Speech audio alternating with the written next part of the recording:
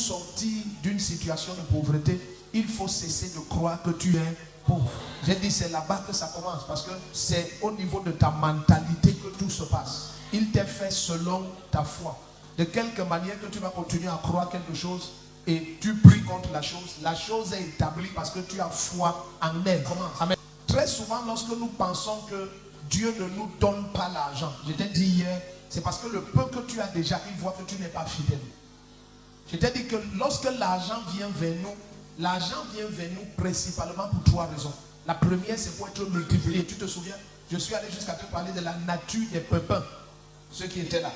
Et je t'ai dit, Dieu a veillé que malgré que les fruits soient en majorité très sucrés, il a veillé que les pépins soient amers. Donc la partie qu'on doit s'aimer pour multiplier ce qu'on vient de manger là, que cette partie soit amère, telle qu'on ne puisse pas la manger et dire je ne savais pas.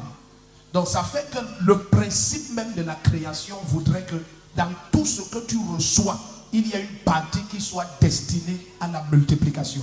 Mais je t'ai dit qu'une des raisons pour laquelle les gens sont pauvres, si tu permets que je parle comme ça, ou restent longtemps dans la pauvreté, c'est qu'ils ont toujours l'impression que l'argent, c'est pour manger.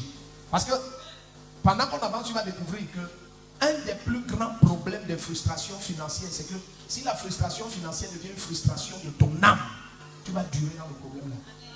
Mais si la frustration financière n'attaque pas ton âme, ce que tu vas écouter ce matin, tu vas voir que tu vas sortir aisément.